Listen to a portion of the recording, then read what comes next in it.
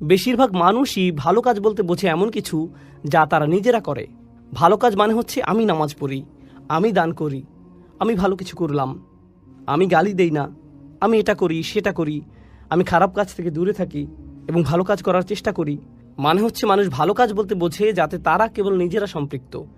কিন্তু আসলে আমরা দুই ধরনের কাজ করি, এমন কাজ যা আমাদের প্রভাবিত করে আর এমন কাজ যাতে অন্যরা প্রভাবিত হয়। এই দুই ধরনের কাজ আছে। যখন আপনি নামাজ পড়েন তখন কে প্রভাবিত হয়? আপনি নিজেই। যখন আপনি দান করেন এটা আপনাকে প্রভাবিত করে, আবার অন্যকেও প্রভাবিত করে। যখন আপনি মিথ্যা বলেন এটা আপনাকে প্রভাবিত করে, কিন্তু এতে অন্য কেউ প্রভাবিত হয় না।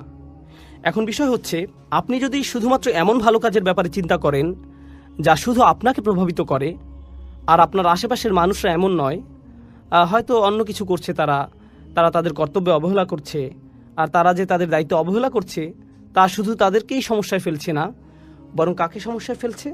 অন্যদেরকেও। আপনার অন্যদের প্রতিও দায়িত্ব আছে, আর এর অবহেলার কারণে অন্যরা প্রভাবিত হচ্ছে। আপনাকে অন্যায়ের বিপক্ষে দাঁড়িয়ে সত্য কথা বলতে হবে, এটা আপনার দায়িত্ব, এটা মানবতার প্রশ্ন। সহজভাবে বললে আসলে এমনটা করতে সাহসের প্রয়োজন হয়। সেই মুহূর্তে কথা বলা যখন আপনি দেখছেন আপনার চুপ থাকার কারণে হয়তো অন্য কেউ সমস্যায় পড়বে, এটা হলো তাওয়াসি বিল হক। আমাকে সত্যিকার অর্থেই তার পক্ষে দাঁড়াতে হবে, কারণ আমি যদি না দাঁড়াই তাহলে নিশ্চিতভাবে অন্য কেউ সমস্যায় পড়বে। ধরুন আপনি রাস্তা দিয়ে যাচ্ছেন, সেখানে হয়তো কিছু বাচ্চা বেসবল খেলছে রাস্তার মাঝখানে। তারা খুব জোরে বল মারছে, বল হয়তো মানুষের গাড়িতে পড়ছে। এটা কি মেনে নেওয়ার মতো ঘটনা? না। তারা অন্য মানুষের সম্পদের ক্ষতি করছে। তখন আপনার মাথায় আসলো, আমার মনে হয় এদেরকে থামতে বলা উচিত, সম্ভবত আমার কিছু একটা তাওয়াসি বিল হক করা উচিত। বুঝা গেল? এই তোমরা এখানে খেলো না। কিন্তু তখন আপনার মাথায় আসবে, আমি যদি এদেরকে খেলা থামাতে বলি এরা হয়তো আমাকে নিয়েই খেলা শুরু করবে। এরা শুধু মুখে বলেই ক্ষান্ত হবে না, আমাকে মারতেও পারে শুধুমাত্র থামতে বলার কারণে। এটা একটা খুবই ছোট উদাহরণ। বড় পরিসরে বললে, পরিবারের ভেতরে যদি এমন হয়, আপনার বাবা হয়তো কোনো ভুল করেছেন, আপনার মা, আপনার মেয়ে, আপনার বোন, আপনার স্ত্রী, পরিবারের কেউ হয়তো কোনো ভুল করেছে, তারা কোনো অন্যায় করেছে, কেউ হয়তো মোহর পরিশোধ করছে না, কিংবা সম্পত্তির সমান ভাগ করা হচ্ছে না, আর এটা আপনার সামনেই ঘটছে। আপনার ভেতরে তখন মনে হচ্ছে আমার কিছু বলা উচিত, আমার বলা উচিত যেটা ভুল। কিন্তু তখন আপনি ভাবেন এর ফলাফল কি হবে? তারা সবাই আমাকে বকা দেবে, তারা হয়তো আমাকে অহংকারী ভাববে, এমনকি আমার সাথে কথা বলা বন্ধও করে দিতে পারে। এরকম আরও অনেক কিছু হতে পারে। তাহলে বুঝতে পারছেন, যখন আপনি সত্যি কথাটা বলতে চান তখন আপনার মাথায় কি কি আসে? এই সব ফলাফলগুলো। কিন্তু আল্লাহ আয্যা ওয়া জাল্লা আমাদেরকে ছাড় দিয়েছেন, তিনি আমাদেরকে সব ভয় ভীতি থেকে মুক্তি দিয়েছেন। এই কারণে আমাদের সকল ভয় দুশ্চিন্তা চলে যায় যখন আল্লাহ বলেন ইল্লাল্লাযীনা আমানু। প্রথম অংশে যখন আপনার ঈমান থাকে তখন কি হয়? তখন আপনি কাকে ভয় পান? শুধুমাত্র আল্লাহ, কেবল আল্লাহ। যখন আপনি ভালো কাজ করেন তখন শুধু ঈমান বাড়তে থাকে, আর যখন ঈমান বাড়তে থাকে তখন আপনার পক্ষে তাওয়াসি বিল হক করাটা সহজ হয়ে যায়। আর যদি আপনি অনুভব করেন যে তাওয়াসি বিল হক করাটা আপনার পক্ষে বেশ কঠিন, বলুন তো এর মানে কি দাঁড়ায়? এর মানে দাঁড়ায় আপনার ঈমান ততটা শক্তিশালী নয়, আপনার ঈমান যথেষ্ট দৃঢ় নয়। এই দুটি বিষয় একটি অপরটির সাথে সম্পর্কযুক্ত। সত্যের পক্ষে দাঁড়ানো এবং কথা বলার সাহস থাকা সরাসরি ঈমানের সাথে সম্পর্কিত, একেবারে সরাসরিভাবে যুক্ত। শেষ অংশটা নিয়ে বলি। এই দুইটি বিষয় যেহেতু একটি অপরটির সাথে সম্পর্কিত, এখানে একটা হাদিস মনে পড়েছে। এটা আনাস রাদিয়াল্লাহু তাআলা আনহু কর্তৃক বর্ণিত সহিহ মুসলিমের হাদিস। আচ্ছা, আগে আমরা আবু সাঈদ আল খুদরির হাদিসটি দেখি। মান রাআ মিনকুম মুনকারান ফালিয়ুগাইয়িরু বিয়াদিহি ফাইন লাম তাস্তাতি ফাবিকলবিহি যালিকা আদআফু আল ঈমান। আদআফুল আমল নয়, আদআফুল ঈমান। তিনি বলেন, কেউ যদি কোনো খারাপ কাজ সংঘটিত হতে দেখে তার উচিত হাত দিয়ে তার প্রতিরোধ করা। এটাও কিন্তু তাওয়াসি বিল হক। তিনি যদি এটা না পারেন তাহলে কি দিয়ে প্রতিবাদ করা উচিত? তার মুখ দিয়ে প্রতিবাদ করা উচিত, তার এর বিরুদ্ধে বলা উচিত। সে যদি এটাও না পারে, অন্তত তার অন্তরে এ ব্যাপারে খারাপ ধারণা করা উচিত। আর এটাই হচ্ছে সবচেয়ে দুর্বল ঈমান, আর এটাই হচ্ছে সবচেয়ে দুর্বল ঈমানের পরিচয়। রাসূল সাল্লাল্লাহু আলাইহি ওয়াসাল্লাম বলেননি যে এটা হচ্ছে সবচেয়ে দুর্বল আমলের পরিচয়, এটা হচ্ছে সবচেয়ে দুর্বল ঈমান। তার মানে তিনি মানুষকে সত্যের প্রতি উৎসাহ দেয়া, সত্যের জন্য কিছু করাকে সরাসরি ঈমানের সাথে সংযুক্ত করেছেন। ঠিক যেভাবে সূরায় এসেছে, ইল্লাল্লাযীনা আমানু ওয়া আমিলুস সলিহাত ওয়া তাওয়াসাউ বিল হক। ইল্লাল্লাযীনা আমানু ওয়া আমিলুস সলিহাত, তারপর সাথে সাথে ওয়া তাওয়াসাউ বিল হক। এই তিনটিকে সম্পর্কযুক্ত করা হয়েছে। আর এই ব্যাপারে সবশেষে বলতে চাই, তাওয়াসি বিল হক হয়ে থাকে। এখানে তাওয়াসি শব্দটির মূল হচ্ছে তাফাউল, যার মানে হচ্ছে সহযোগিতা। তার মানে হচ্ছে এটা আপনার সমাজে হয়ে থাকে। এখানে বলা হচ্ছে যে এগুলো আপনার সমাজে সংঘটিত হবে, আপনার পরিবারে, আপনার মুসলিম বন্ধুদের মধ্যে, যারা নিজেদের মুসলিম দাবি করে, যারা ভালো কাজ করে। তাহলে তাওয়াসি বিল হক এখান থেকেই শুরু, তারপর এটা ছড়িয়ে পড়ে। সুতরাং যখন আমরা বলি অমুসলিমদের এই সত্যের ব্যাপারে জানানো দরকার, সর্বোপরি সমাজের প্রতি কর্তব্য, এই সব কিছু ঠিক আছে, কিন্তু এর শুরুটা কোথায় হবে? এর শুরু হবে আমাদের নিজেদের ঘরেই। যদিও শুরু করার জন্য এটাই সবচেয়ে কঠিন জায়গা, তবু এখান থেকেই আমাদের তাওয়াসি বিল হক এর সূচনা করতে হবে।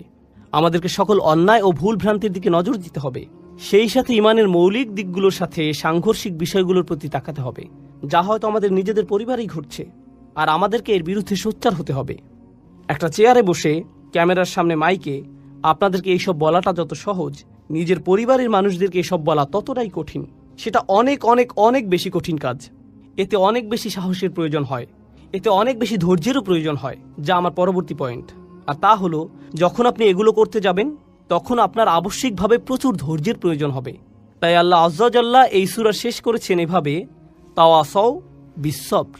সবর শব্দটির কয়েকটি অর্থ আছে। বাংলায় ধৈর্য বললে অর্থটি ঠিক পরিপূর্ণ হয় না।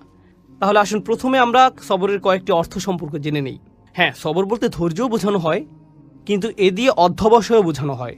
অধ্যবসায় মানে হচ্ছে যখন পরিস্থিতি কঠিন হয়ে যায় তখনও আপনি এর সাথে লেগে থাকেন, তখনও আপনি তা চালিয়ে যান, এটাই হলো অধ্যবসায়। এই শব্দটি দিয়ে প্রতিশ্রুতিও বোঝানো হয়, অর্থাৎ আপনি কখনো আলসেমি করেন না, আপনি ঢিলেমি করেন না, আপনি প্রতিশ্রুতিবদ্ধ। যেন আপনি কোনো চাকরি করছেন আর প্রতিদিন আপনি সময় মতো হাজির হবেন, কিংবা কোনো অ্যাসাইনমেন্টের কাজে আছেন যা সময়ের মধ্যেই জমা দিতে হবে, এটাই হচ্ছে প্রতিশ্রুতি। এটা দিয়ে ধারাবাহিকতাও বোঝায়, অর্থাৎ আপনি প্রতিশ্রুতির এদিক সেদিক করেন না, প্রতিশ্রুতি ভঙ্গ করেন না, এটা ঠিক থাকে। ইবনে তাইমিয়া রাহিমাহুল্লাহ সবরের সংজ্ঞায়ন করেছেন এভাবে, তিনি বলেছেন, সুসময় বা দুঃসময় আল্লাহ তাআলার প্রতি সমান আনুগত্য ধরে রাখাই সবর। আপনি যদি আল্লাহর প্রতি আনুগত্য ধরে রাখতে পারেন, সুসময় বা দুঃসময় যাই হোক না কেন, তাহলেই আপনি সত্যিকারের সবরের চর্চা করছেন। এটাই হলো সবর। এরপর আমরা দেখতে পাই আল্লাহ এখানে বলেননি ওয়াতাওয়াসাউ বিল হক ওয়াস-সাবারু। এটা খুবই গুরুত্বপূর্ণ। তারা তাদের সামর্থ্যের সবটুকু দিয়ে আন্তরিকতা ও সততার সাথে একে অপরকে সত্যের প্রতি ও তাদের দায়িত্বের ব্যাপারে উৎসাহ প্রদান করে। আর আল্লাহ এখানে এইটুকু বলেননি যে তারা ধৈর্য ধরে কাজ করে, তিনি কেবল বলেননি যে তারা ধৈর্য ধরে, তিনি আরও আগ বাড়িয়ে বলেছেন ওয়াতাওয়াসাউ বিস-সবর, যার মাধ্যমে আরও বড় কিছু বোঝায়। তাহলে এখানে কেবল সবর করলেই হবে না, অর্থাৎ তারা কেবল ধৈর্য ধরে না, অধ্যবসায় করে না, ধারাবাহিকতা রাখে না, বরং তারা একে অপরকে ধৈর্যের ব্যাপারে বলে, অধ্যবসায়ে উৎসাহিত করে, ধারাবাহিকতা রাখতে বলে। বলুন তো এ থেকে আমরা কি শিখলাম? আপনি একা আপনার সবর ধরে রাখতে পারবেন না, আপনার উপদেশের জন্য কাউকে প্রয়োজন, যাতে সে আপনাকে সাহস যোগাতে পারে এবং বলতে পারে, ভাই তোমার সবর করা প্রয়োজন। সবর একে অপরকে সাহস যোগায়। অন্যের কাছ থেকে আপনি এই শক্তি পাবেন, একা থাকলে আপনি সাহস হারিয়ে ফেলবেন। আজকে আমি ভয়ানক একটা ব্যাপার নিয়ে বক্তব্য শুরু করতে চাই। আমাদের ধর্ম হলো সত্য ধর্ম, আর সত্য সুখবর যেমন প্রদান করে তেমনি সাবধান বাণীও প্রদান করে। আমাদের সকল নবী রাসূলদের, বিশেষত রাসূলুল্লাহ সাল্লাল্লাহু আলাইহি সাল্লামকে আল্লাহ আজ্জা ওয়া জাল্লা বর্ণনা করেছেন মুবাশশিরান ওয়া নাযিরান, সুসংবাদদাতা ও সতর্ককারী। যদি কেউ শুধু সুসংবাদ প্রদান করেন তাহলে সে সাবধান বাণীর কথা ভুলে যাবে, আর যদি শুধু সতর্ক করতে থাকেন তাহলে সে এতই হতাশ হয়ে পড়ে যে মনে করে ভালো খবর বলতে আসলে কিছু নেই। বুঝতে পারলেন? আমি চেষ্টা করেছি এই ভারসাম্য রক্ষা করার। যেহেতু এই মাসটি প্রত্যাশার মাস, তাই আমি সুসংবাদের উপর একটু বেশি জোর দিয়েছি। আল্লাহ আজ্জা ওয়া জাল্লার প্রতি আমাদের আশা এবং ভালোবাসা বৃদ্ধি করার চেষ্টা করেছি, কিন্তু এই একই সময়ে এর মাঝে একটা ভারসাম্য থাকতে হবে। যদিও আজকের বক্তব্যের শেষ অংশে আসার খবর আছে, কিন্তু শুরু করছি এমন একটা জায়গা থেকে যা অতটা আশাব্যঞ্জক নয়। দেখুন, আমাদের পূর্বের জাতি বনী ইসরাইলকে আল্লাহ কিতাব দান করেছেন। আমাদের যেমন কুরআন রয়েছে, তাদেরকে অন্য কিতাব দেওয়া হয়েছিল। কুরআন যাকে বর্ণনা করেছে অন্য কুরআন হিসেবে, অর্থাৎ আগের কিতাব। তারা তাদের কিতাবকে গুরুত্ব দিয়ে গ্রহণ করেনি। তাদের মাঝে বেশ কিছু বিভ্রান্তিমূলক ধারণা গড়ে ওঠে। আমরা যদিও এত ভালো মুসলমান নই, সমস্যা নেই। আল্লাহ যদি আমাদের দোজখে ফেলেনও, সবচেয়ে খারাপ পরিস্থিতিতে আল্লাহ যদি আমাদের জাহান্নামে ফেলেনও, এটা হবে সাপ্তাহিক ছুটির মতো, কয়েকদিন মাত্র। কারণ তিনি আমাদের এতই ভালোবাসেন যে মুসলমানরা শেষমেশ তো জান্নাতে যাবেই। তাই আমরা যদিও জাহান্নামে যাই সেটা হবে অল্প কিছু দিনের জন্য, সমস্যা নেই। লান তামাসসানা নারু ইল্লা আইয়ামাম মা'দুদাত, গুটি কয়েকদিন ছাড়া আগুন কখনো আমাদের স্পর্শ করবে না, কিছুদিন মাত্র। ব্যাপারটা হলো জান্নাত জাহান্নামের পূর্বে বিচার দিবস রয়েছে, যেটি একদিনের জন্য, সেটা 1000 বছর লম্বা হবে। জান্নাত বা জাহান্নাম নয়, আল্লাহর কথা অনুযায়ী শুধু বিচারের দিনটি এত লম্বা হবে। আর বিচারের দিনটি হবে মাত্র একদিনের, আর জান্নাত জাহান্নাম চিরকালের জন্য। তাই কেউ যখন বলে গুটি কয়েকদিন, তাকে এখনকার দিনের হিসেবে চিন্তা করলে তো হবে না। বর্তমানে পৃথিবী তার অক্ষ বরাবর ঘুরে, আমরা সূর্যের উদিত হওয়া এবং অস্ত যাওয়া দেখি, কিন্তু কিয়ামতের দিন সূর্য, চাঁদ এবং পৃথিবীর সবকিছুকে ধ্বংস করে নতুন একটা ব্যবস্থাপনা তৈরি করা হবে। তাই আমরা এখন যেভাবে 24 ঘন্টার হিসেব করি, সেভাবে রাত দিনের হিসাব করলে তো চলবে না যখন আখিরাত শুরু হবে। চলুন তাহলে সবার আগে এই ধারণাটি আমাদের মাথা থেকে ফেলে দেই। কোরআনের বহু জায়গায় জাহান্নামের আলোচনা করা হয়েছে, কিন্তু আমি শুধু কোরআন থেকে একটি বর্ণনা আপনাদের সামনে উপস্থাপন করতে চাই। আমার মতে এটি আল কোরআনের জাহান্নামের সবচেয়ে গুরুত্বপূর্ণ বর্ণনা। কোরআনের একজন ছাত্র হিসেবে আমি মনে করি এই বর্ণনাটি জাহান্নাম সম্পর্কে জানার শুরু মাত্র। কেউ যদি এই বর্ণনাটি বুঝতে পারে, তাহলে সে জাহান্নাম সম্পর্কে যথেষ্ট জানে। আয়াতটি শুরু করা হয়েছে এই কথা বলে, ওয়ালা ইন মাসসাতহুম, এমনকি যদিও। যখন আমরা বাংলায় বলি যদি আমি সেখানে যাই, যদি আমি সেখানে যাই, তাহলে তোমার সাথে দেখা হবে। কিন্তু কেউ যখন বলে যদিও আমি যাই, এর মানে হলো যাওয়ার সম্ভাবনা ক্ষীণ। তাই আয়াতটি যদিও দিয়ে শুরু হওয়ার মাধ্যমে এমন কিছু ঘটার সম্ভাবনা কমিয়ে দিয়েছে। এভাবে বলার মাধ্যমে আল্লাহ কোনো কিছুর উপর জোর কমিয়ে দেন। সহজ কথায় তিনি বাক্যটিকে দুর্বল করে দিচ্ছেন। যদিও, যদিও কি? যদিও মাসসাতহুম, যদিও এটা তাদের স্পর্শ করে। আরবিতে মাসসা অর্থ কোনো কিছু যখন আপনাকে সামান্যতম স্পর্শ করে, যেমন কোনো মাছি যখন কোনো মতে স্পর্শ করে, যদি সেকেন্ডের জন্য স্পর্শ করে তখন তাকে বলা হয় মাস। সুতরাং এটা যদি তাদেরকে কোনো মতে স্পর্শ করে 1 সেকেন্ডের জন্য, মাসসাতহুম। এখন কি তাদের স্পর্শ করে? আপনারা হয়তো ভাবছেন আগুন যদি তাদের স্পর্শ করে। আল্লাহ বলছেন নাফহাতুন, একটা হালকা বাতাস যদি তাদের স্পর্শ করে। চলুন এই বাতাস নিয়ে একটু আলোচনা করা যাক। আরবিতে নাফহাতুন বলতে বোঝায় দরজা বন্ধ করলে যখন সামান্য একটু বাতাস এসে পড়ে, পর্দা নড়ে ওঠে, অথবা কেউ জানালা বন্ধ করলে যেভাবে হালকা বাতাসে পর্দা নড়ে ওঠে। এই বাতাসের যা বাহির থেকে ভেতরে আসে বা ভেতর থেকে বাহিরে যায়, দুই ধরনের আছে। একটি হলো লাফহা, লাম যোগে, আরেকটি হলো নাফহা। লাম যোগে লাফহা মানে বাতাসটি গরম, আর নুন যোগে নাফহা মানে বাতাসটি ঠান্ডা। আল্লাহ বলছেন এমনকি যদি ঠান্ডা বাতাস তাদেরকে স্পর্শ করে, যদি ঠান্ডা বাতাস তাদেরকে স্পর্শ করে তোমার প্রতিপালকের শাস্তি থেকে। তিনি এই আয়াতে জাহান্নাম কাউকে স্পর্শ করার কথা বলছেন না। তিনি এই আয়াতে আগুন কাউকে স্পর্শ করার কথা বলছেন না। তিনি এমনকি গরম বাতাস কাউকে স্পর্শ করার কথাও বলছেন না। তিনি আগুনের ঠান্ডা অংশের কথা বলছেন, আর এটা আপনাকে চিরকালের জন্য স্পর্শ করছে না। প্রসঙ্গত আমরা ফিজিক্সে পদার্থের 3টি অবস্থার কথা শিখেছি, সলিড, লিকুইড এবং গ্যাস। সলিড বা কঠিন কিছু যদি স্পর্শ করে আমরা তা অনুভব করতে পারি। এই মুহূর্তে গ্যাস আমাদেরকে স্পর্শ করছে, বাতাস এখন আমাদেরকে স্পর্শ করছে, আমরা এটা অনুভব করি না। আর এই আয়াতে আল্লাহ বর্ণনা করছেন কি তাদের স্পর্শ করছে? বাতাস তাদেরকে স্পর্শ করছে। কোন ধরনের বাতাস? অপেক্ষাকৃত গরম বাতাস নাকি ঠান্ডা বাতাস? ঠান্ডা বাতাস। ঠান্ডা বাতাস কোনো রকম তাদেরকে স্পর্শ করছে। এই আয়াতের সবচেয়ে উল্লেখযোগ্য বিষয় হলো, আমি একটু আগে নাফহা এবং লাফহার কথা বলেছিলাম। অন্য কথায় তারা এখনো জাহান্নামে প্রবেশ করেনি, তারা এর দিকে অগ্রসর হচ্ছে। আর জাহান্নামের অপেক্ষাকৃত ঠান্ডা বাতাস এসে কোনো মতে তাদেরকে স্পর্শ করলো, তখন তাদের প্রতিক্রিয়া কি? চিৎকার করে বলে উঠবে, ইয়া ওয়াইলানা, হায়, সবচেয়ে কঠিনতম শাস্তি আমাদের জন্য শুরু হয়ে গেছে। ইন্না কুন্না যালিমিন, আমরা সব সময় অপরাধী ছিলাম। তারা সাথে সাথে তাদের সব অপরাধ স্বীকার করবে। যে কারণে এই আয়াতটি আমি সংক্ষেপে আপনাদের নিকট উপস্থাপন করলাম। প্রথমত, এই আয়াতে আল্লাহ জাহান্নামের শাস্তির অভিজ্ঞতা বর্ণনা করছেন না। আল্লাহ সকল বিশ্বাসীকে জাহান্নামের আগুন থেকে মুক্ত রাখুন। কিন্তু আল্লাহ এখানে বর্ণনা করছেন এমনকি জাহান্নামের আগুনের কাছে গেলে এবং ক্ষণিকের জন্য এর বাতাসের সামান্য স্পর্শ লাগলে একজন মানুষ চিন্তা করা শুরু করবে এর চেয়ে আর ভয়ঙ্কর কোনো শাস্তি হতে পারে না। এজন্যই আল্লাহ দোজখের আগুন সম্পর্কে বলছেন, ইন্নাহা সাআত মুস্তাকাররাও ওয়া মুকামা, নিশ্চয়ই তা অবস্থানস্থল ও আবাসস্থল হিসাবে কতই না নিকৃষ্ট। অল্প এবং বেশি যে কোনো সময়ের জন্য ওটা কত নিকৃষ্ট জায়গা। এক সেকেন্ডের জন্য এটা ভাববেন না যে আমি তো খারাপ, আল্লাহ যদি আমাকে জাহান্নামে ফেলেনও এক সময় তো আমি এখান থেকে মুক্তি পাবো। এই ধরনের চিন্তাকে কখনো প্রশ্রয় দিবেন না। এই ভূমিকা দেওয়ার পর যখন বিচার দিবস শুরু হবে, যখন সমগ্র মানব জাতি একত্রিত হবে, তারা জানে না কোথায় যাবে, তারা জানে না কোন দিকে ফিরবে। এই ঘটনা আসলে রাসূলুল্লাহ সাল্লাল্লাহু আলাইহি সাল্লামের একটি হাদিসে উল্লেখ করা হয়েছে এবং জ্ঞানের প্রতি মুসলমানদের আগ্রহ ছিল সব সময়। তো একবার কিছু মানুষ বিখ্যাত সাহাবী আনাস ইবনে মালিক রাদিয়াল্লাহু তাআলা আনহুর কাছে এলো, কারণ মানুষ লোকমুখে এই খবর পেয়েছিল যে আনাস এই হাদিসটি জানতেন, আর এটি অনেক বড় একটি হাদিস, বুখারী শরীফে বর্ণিত আছে। এই ঘটনা ঘটে রাসূলুল্লাহ সাল্লাল্লাহু আলাইহি সাল্লামের ইন্তেকালের পরে। তিনি বলেন, হাদ্দাসানা মুহাম্মাদুন সাল্লাল্লাহু আলাইহি ওয়াসাল্লাম। এখন আনাস রাদিয়াল্লাহু তাআলা আনহু কথা বলছেন। তিনি বলেন, রাসূলুল্লাহ সাল্লাল্লাহু আলাইহি সাল্লাম আমাদের বলেছেন, ইযা কানা ইয়াউমুল কিয়ামাতি মা জান্নাসু বা'দুহুম ফি বা'দ। মনোযোগ দিয়ে শুনুন। যখন বিচার দিবস শুরু হবে, মানুষ ঢেউয়ের মতো একে অপরের উপর আশ্রয় পড়বে, সর্বত্র বিশৃঙ্খলা, সবাই একে অন্যের দিকে ছুটতে থাকবে।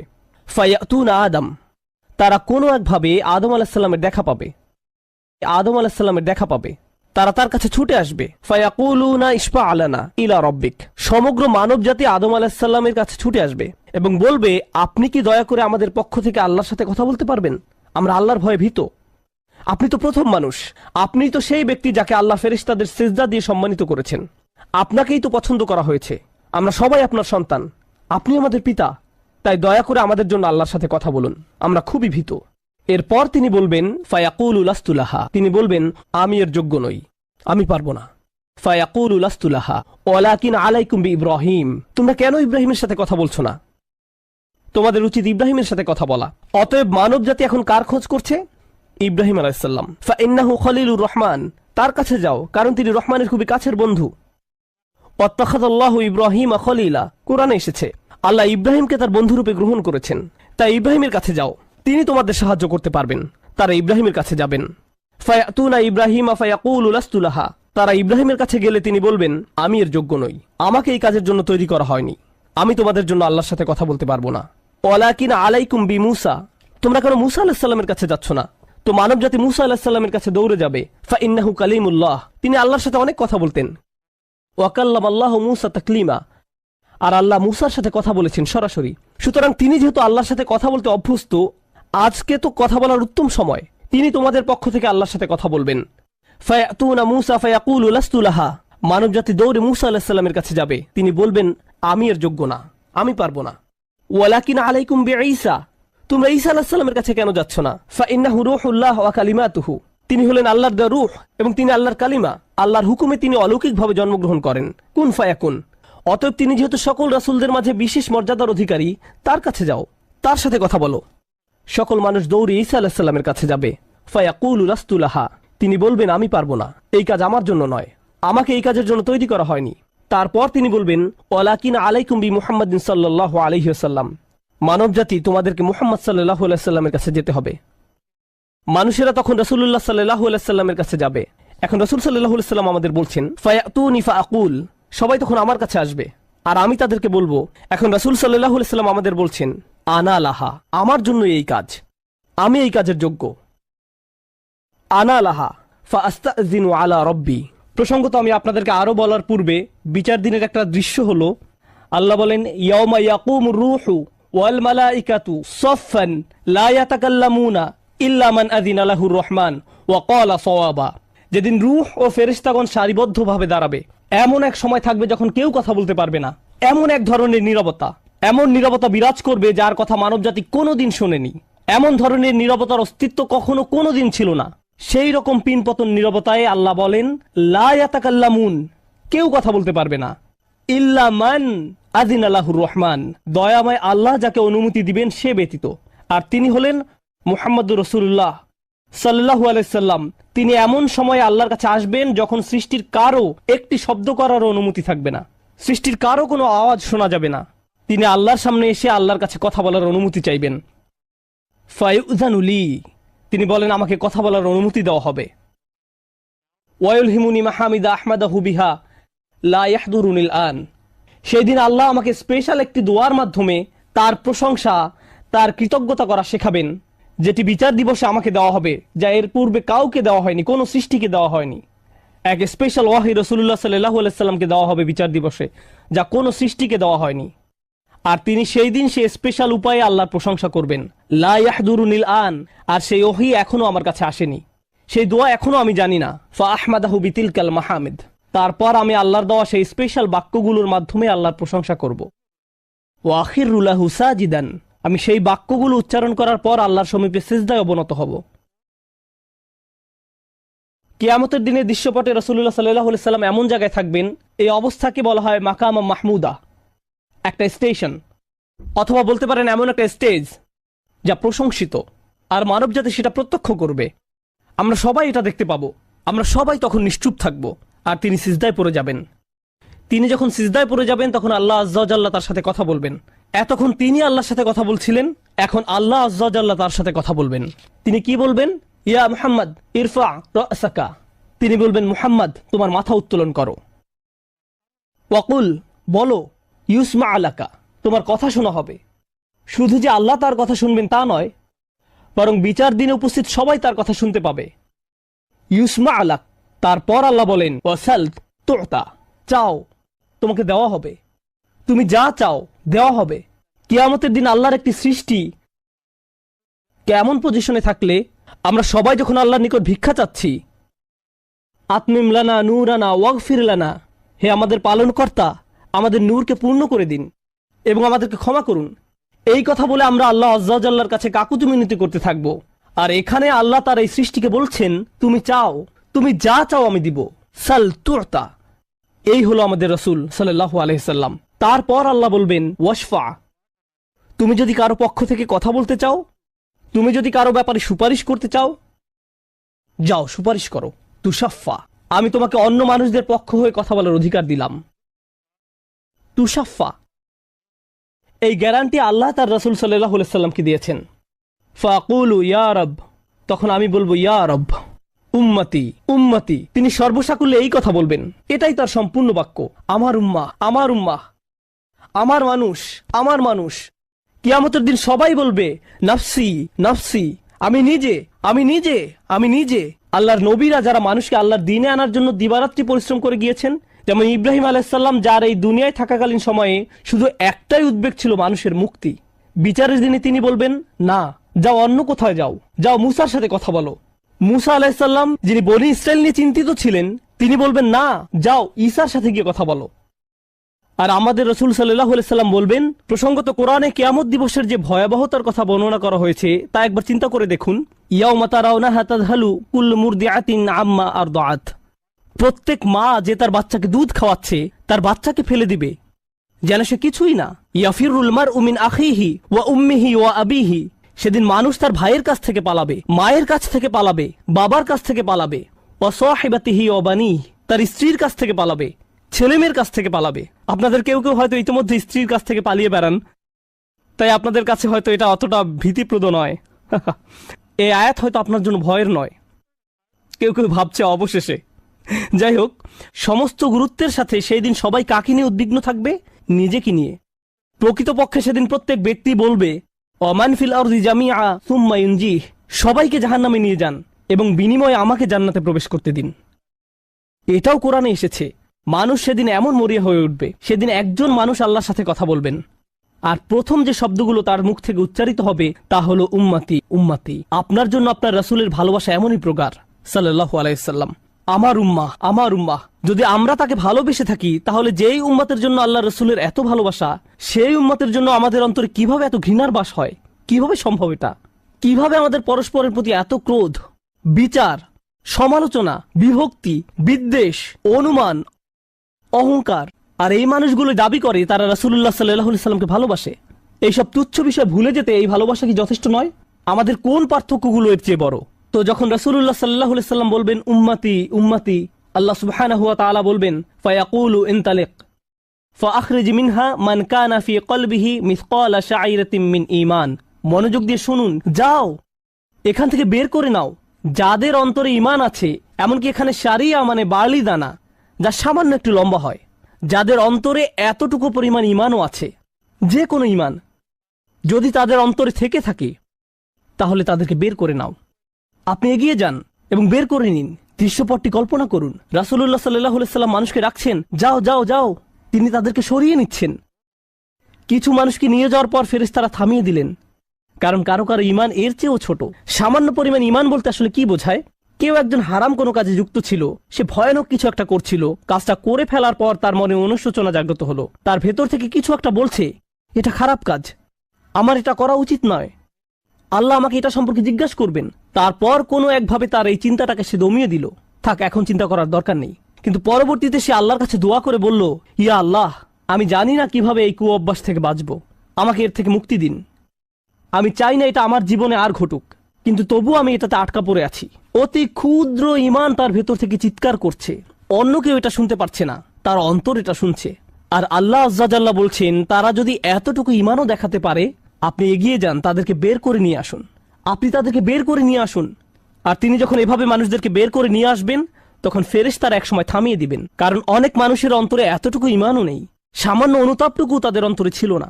তাদেরকে থামিয়ে দিবেন, ফাআনতালিক ফাফআল, আমি গিয়ে এমনই করব, সুম্মা আউদ, তারপর আমি ফিরে আসব। অর্থাৎ ফেরেশতারা থামিয়ে দিবে, আর অন্য মানুষেরা সেখানে কাঁদতে থাকবে, আমাদের কি হবে, আমাদের কি হবে। তারপর রাসূলুল্লাহ সাল্লাল্লাহু আলাইহি সাল্লাম ফেরত আসবেন, ফাআহমাদাহু বিতিলকাল মাহামিদ, অতঃপর আমি পুনরায় সেসব প্রশংসা বাক্য দ্বারা আল্লাহর প্রশংসা করব। লক্ষ্য করুন, প্রথমবার তিনি প্রার্থনা করার জন্য অনুমতি চেয়েছিলেন, তাই না? দ্বিতীয়বারের বেলায় অনুমতির কোনো উল্লেখ নেই। লক্ষ্য করেছেন, তিনি আসলে সাথে সাথে আল্লাহর প্রশংসা করা শুরু করবেন। আল্লাহ কি তাকে এমনটি করতে বলেছেন? না, এটা হলো নিজ উম্মতের প্রতি তার অপরিসীম ভালোবাসার বহিঃপ্রকাশ। তিনি আবারও আল্লাহর প্রশংসা করা শুরু করবেন, এই আশায় যে আল্লাহ তাকে অটোমেটিক অনুমতি দিবেন। সুম্মা আখিরু লাহু সাজিদান, আর সিজদায় পড়ে যাব। ফায়াকুলু ইয়া মুহাম্মদ, আমাকে বলা হবে, হে মুহাম্মদ, ইরফা রাসাকা, তোমার মাথা উঠাও। কুল ইউসমা আলাকা, বলো তোমার কথা শোনা হবে। ওয়াসাল তুতা, চাও তোমাকে আবার দেওয়া হবে। ওয়াশফা তুশাফা, সুপারিশ করো, সুপারিশ গ্রহণ করা হবে। তোমাকে সুযোগ দেওয়া হবে তাদেরকে বের করে নেয়ার, তোমাকে তাদের জন্য সুপারিশ করার সুযোগ দেওয়া হবে। ফাআকুলু ইয়া রব উম্মতি উম্মতি, আমি তখন বলবো, হে আমার রব, আমার উম্মত, আমার উম্মত। তিনি তো ইতোমধ্যে অল্প ঈমানের অধিকারীদেরকে বের করে নিয়েছেন। ফায়াকুলু ইনতালিক, এরপর আল্লাহ বলবেন, এগিয়ে যাও। ফাআখরিজ মিনহা মান কানা ফি কলবিহি মিসকালা যাররাতিন আও খারদালাতিন মিন ঈমান, তোমাকে সুযোগ দেওয়া হবে তাদেরকে বের করে নেয়ার, সুপারিশ গ্রহণ করা হবে। যাদের অন্তরে এক বিন্দু পরিমাণ ঈমান আছে, বালির দানা নয়, বালির দানা তো এতটুকু লম্বা, বরং বিন্দু পরিমাণ। খারদালা মানে সরিষার দানা, অতি ক্ষুদ্র বিন্দুর মতো। আর যখন আল্লাহ বলছেন এর ওজনের মতো, বর্তমানে আমাদের কাছে ডিজিটাল ওজন মাপার যন্ত্র আছে, আগের দিনে পাল্লা ছিল, তাই আপনি যখন এক মুষ্টি চাল এক পাল্লায় রাখতেন, সেটা হয়তো তেমন একটা ঝুঁকতো না। যদি একটু বেশি করে চাল রাখতেন, তখন একটু ঝুঁকতো। এখন ডিজিটাল ওজন মাপার যন্ত্র দিয়ে গ্রাম, কিলোগ্রাম মাপা হয়। এমনকি সামান্য কয়েক দানা রাখলেও যন্ত্রের স্ক্রিনে ভেসে উঠে 0.001 গ্রাম। এখন শুধু একটি চাল রেখে দেখুন, বা একটি সরিষার দানা রেখে দেখুন, স্ক্রিনে কিছু ভেসে উঠে কিনা? কিছুই হয় না, কিছুই হয় না। আর আল্লাহ বলছেন, আমি তোমার সুপারিশের কারণে, রাসূলুল্লাহ সাল্লাল্লাহু আলাইহি সাল্লামের দোয়ার কারণে এমন মানুষদেরকেও মুক্তি দিব যাদের ঈমান এমনকি এই দুনিয়ায়ও মাপা যায় না, এই দুনিয়ায়ও মাপা যায় না। প্রসঙ্গত, আপনি যদি একটি দানা খান, বুঝতে পারবেন যে কিছু খেয়েছেন? আপনি এমনকি বুঝতেও পারবেন না। এটা হলো এমন ধরনের ঈমান যার আছে, এটা সে নিজেও ভালোভাবে বুঝতে পারে না। এমনকি তারা নিজেরাও ঠিকমতো বুঝে উঠতে পারে না যে ঈমান আছে, আর অন্যরা কিভাবে বুঝবে? আর কেউ যদি একটি দানা আহার করে, এটা তাদের পুষ্টি সাধনে তেমন কোনো ভূমিকা রাখতে পারে না, এটা শরীরের জন্য যথেষ্ট পরিমাণের খাবার নয়। ঠিক তেমনি যার সরিষার দানা পরিমাণ ঈমান ছিল, সেই ঈমানও একটি ভালো জীবন অতিবাহিত করার জন্য তা যথেষ্ট ছিল না। কিন্তু তাদের অন্তরের কোনো এক জায়গায় একটি ঈমানের বাস ছিল। আল্লাহ বলছেন, তুমি এমন যাদেরকে পাও তাদেরকেও বের করে নিয়ে আসো। ফাআখরিজহু ফাআনতালিক, আমি যাব এবং তাই করব। আর এটা বিশাল এক জনগোষ্ঠী যারা আল্লাহর কাছ থেকে দূরে সরেছিল, তাদের ভেতরে একেবারে ক্ষুদ্র কিছু ঈমান ছিল। এরপর তো আর কিছু নেই মনে হচ্ছে, ঘটনা শেষ। কিন্তু রাসূলুল্লাহ সাল্লাল্লাহু আলাইহি সাল্লাম এখানেই থেমে যাননি। ফাআহমাদাহু বিতিলকাল মাহামিদ সুম্মা আখিরু লাহু সাজিদান, তিনি এখানেই থেমে যাননি, তিনি আবারও ফিরে যাবেন, এবং আমি সেসব প্রশংসা বাক্য দিয়ে আল্লাহর প্রশংসা করব এবং আবারও সিজদায় পড়ে যাব। ফায়াকুলু ইয়া মুহাম্মদ ইরফা রাসাকা, আমাকে বলা হবে, হে মুহাম্মদ, মাথা উঠাও। ওয়াকুল ইসমা আলাকা, বলো তোমার কথা শোনা হবে। ওয়াসাল তুতা, চাও দেয়া হবে। আল্লাহ আজ্জা ওয়া জাল্লা সহজেই বলতে পারতেন, তুমি তো ইতিমধ্যে চেয়েছো এবং তোমাকে দেয়া হয়েছে। কিন্তু তৃতীয়বারের মতো রাসূলুল্লাহ সাল্লাল্লাহু আলাইহি সাল্লামকে বলা হচ্ছে ওয়াশফা তুশাফা, এগিয়ে যাও, মানুষের জন্য সুপারিশ করো, গ্রহণ করা হবে, তোমাকে তাদের পক্ষে চাওয়ার সুযোগ দেওয়া হবে, আমি তোমাকে এটা দিচ্ছি। ফাআকুলু ইয়া রব উম্মতি উম্মতি, আমার উম্মাত আমার উম্মাত। এখন চলুন এখানে একটু থামি। যদি আপনি এই সুযোগ পেতেন, আল্লাহ যদি আপনাকে বলতেন তুমি যা চাও তাই পাবে, তুমি চাও দেয়া হবে, যা কিছুই তুমি চাও না কেন, আমাদের বিশাল একটা লিস্ট আছে। রাসূলুল্লাহ সাল্লাল্লাহু আলাইহি সাল্লামকে এই সুযোগ কয়বার দেয়া হয়েছে? কত মিলিয়ন মানুষকে ইতিমধ্যে রক্ষা করা হয়েছে। তৃতীয়বার তো তিনি নিজের জন্য কিছু চাইতে পারতেন। আমরা তো মানুষ, আল্লাহ যদি বলেন চাও আমি দিব, আর এই মানুষটি আল্লাহর সামনে দাঁড়িয়ে আছেন আর তাকে বলা হচ্ছে, কিন্তু তারপরেও তার জিহ্বায় উম্মাহ উম্মতি উম্মতি। তো আল্লাহ বলবেন ফায়াকুলু ইনতালিক, সামনে এগিয়ে যাও, ফাখরিজ মান কানা ফি কলবিহি আদনা আদনা আদনা মিসকাল হাব্বাতিন খরদালিম মিন ঈমান। যাও, সামনে এগিয়ে যাও এবং এমন প্রত্যেক ব্যক্তিকে বের করে আনো যার একটি সরিষার অতি ক্ষুদ্র অতি ক্ষুদ্র অংশ পরিমাণ ঈমান আছে। এত ক্ষুদ্র বিন্দু যাকে আপনারা হয়তো মাইক্রোস্কোপিক বলবেন, যদি তাদের এক অ্যাটম বা এক সাব অ্যাটমিক কণার পরিমাণ ঈমান থাকে, এই পৃথিবীতে যা দেখা শোনা বা উপলব্ধি করা সম্ভব নয়, যদি তাদের গভীর অবচেতন মনের কোথাও কণা পরিমাণ ঈমান থাকে, যদি তাদের ততটুকু ঈমান থাকে, এগিয়ে যাও এবং তাদের বের করে নিয়ে আসো। যদি তাদের অন্তরে এতটুকু ঈমান থাকে, তো আল্লাহ রাসূলুল্লাহ সাল্লাল্লাহু আলাইহি সাল্লামকে বলবেন ফাখরিজহু মিনান নার, তাদেরকে আগুন থেকে বের করে আনো। কথাটা মনোযোগ দিয়ে শুনুন, তাদেরকে কোথা থেকে বের করে আনো? আগুন থেকে। অর্থাৎ কিছু মানুষ ইতোমধ্যে জাহান্নামে পতিত হয়ে গেছে। অনেক মানুষ এই হাদিস পড়ে মনে করে আমরা জাহান্নাম থেকে মুক্তি পেয়ে যাব, আগুন আমাদের স্পর্শ করবে না। কিন্তু হাদিস এই কথা বলছে না। রাসূলুল্লাহ সাল্লাল্লাহু আলাইহি সাল্লাম আল্লাহর কাছে কাকুতি মিনতি করছেন, আর এই দিনটি হবে 50,000 বছর লম্বা। অনেক মানুষের বিচার ইতোমধ্যে হয়ে গেছে।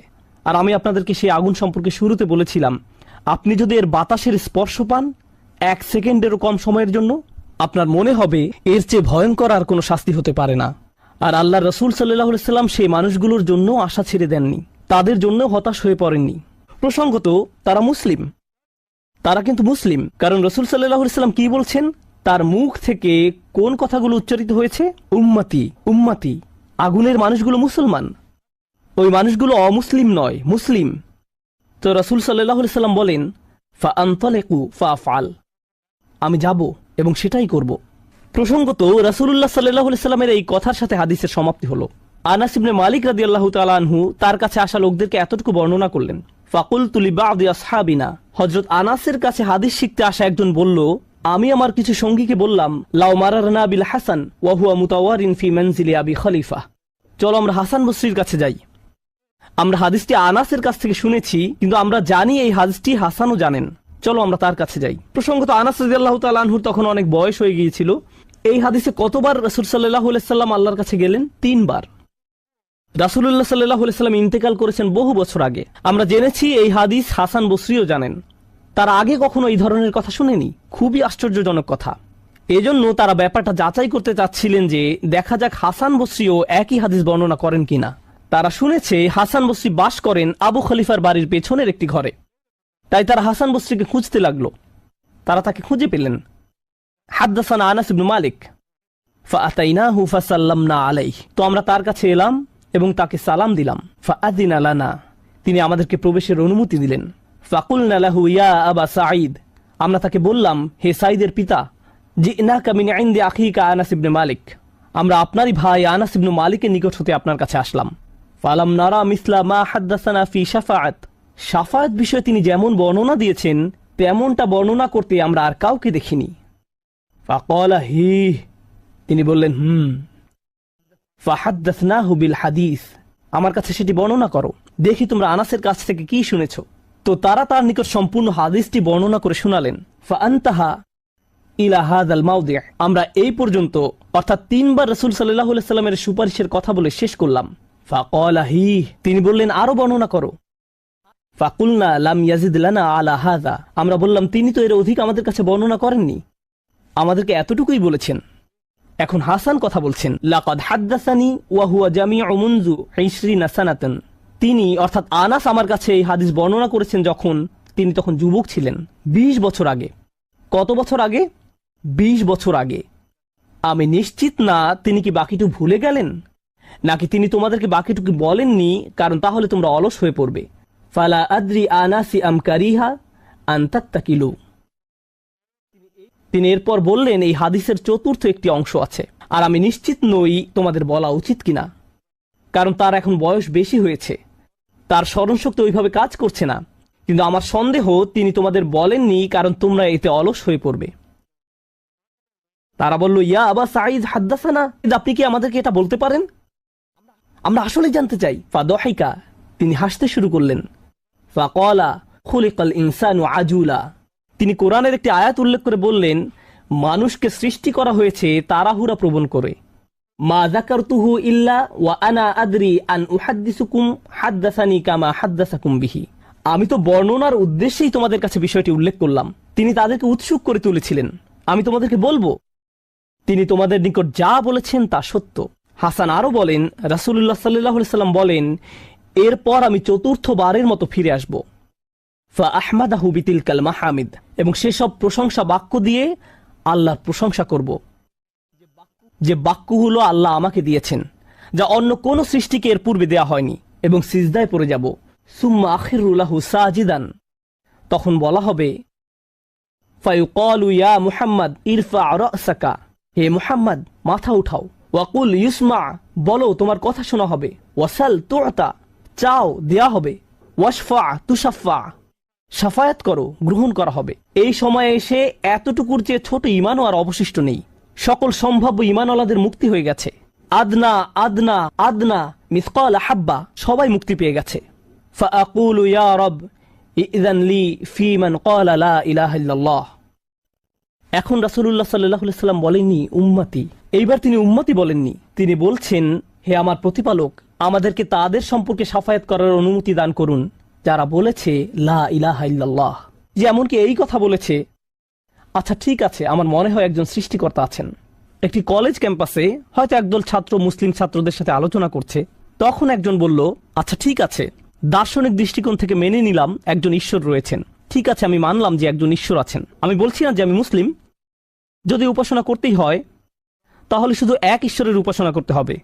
তাদের অন্তরে কোনো অনুভূতি নেই, তারা কারো ইবাদত করছে না, তারা শুধু এই উপসংহারে পৌঁছেছে।